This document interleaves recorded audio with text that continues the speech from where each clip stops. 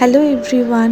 রেস্টুরেন্টে গেলে আমরা চাইনিজ ডিশ যখন অর্ডার করি তখন যে খাবারটা আমরা সবচেয়ে বেশি অর্ডার করে থাকি আজকে লাঞ্চে সেই জিনিসটাই আমি ঘরে বানাবো।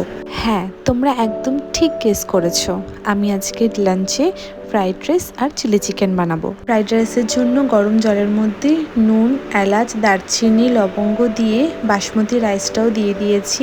আর এখানে রাইসের সাথে যে ভেজিটেবলসগুলো মেশাবো সেটাও প্রিপেয়ার করে নিয়েছিলাম। ফ্রাইড রাইসটা রেডি হয়ে যাওয়ার পর আমি ভেজিটেবলসগুলো রাইসের সাথে মিশিয়ে দিয়েছি।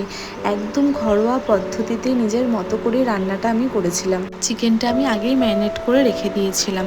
তো আমি ম্যারিনেটের সময় ওখানে আদা রসুনের পেস্ট দিয়েছিলাম, নুন দিয়েছিলাম, সোয়া সস আর কর্নফ্লাওয়ারও অ্যাড করেছিলাম। আর এখানে আমি ময়দার বদলে আটা দিয়েছিলাম। আমার বাড়িতে এই রেসিপিটা মাঝে মাঝেই হয়, বিকজ আমার বাড়িতে বড় থেকে ছোট সবাই এটা খেতে খুব ভালোবাসে। মাংসগুলো ভাজা হয়ে গেছে, এবার একে একে পেঁয়াজ, টমেটো আর ক্যাপসিকাম আমি দিয়ে দিয়েছিলাম। আর তারপর আদা রসুনের পেস্টও দিয়ে দিয়েছিলাম।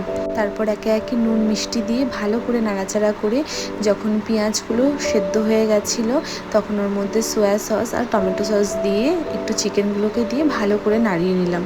যখন সব কিছু একে অপরের সাথে ভালো করে মিশে গেছে তখন কর্নফ্লাওয়ারের জল দিয়ে দিলাম। ভালো করে ফুটে আসলে ব্যাস চিলি চিকেন রেডি। আমি মনে করি খাওয়াটা ভীষণ ইম্পর্ট্যান্ট আমাদের জীবনে। যাই খাই না কেন সেটা যদি আমরা ভালো মনে আনন্দ করে তৃপ্তি করে খাই সেটা আমাদের শরীরে গিয়ে খুব ভালো ইম্প্যাক্টই দেয়। আমার চিলি চিকেন আর ফ্রাইড রাইস পুরো রেডি। আমার বড় ছেলে তো আজকে লাঞ্চ পেয়ে ভীষণই আনন্দ হয়েছে। তাহলে আজকের মতো ভিডিওটা আমি এখানেই এন্ড করছি। তোমরা সবাই খুব ভালো থেকো। টাটা।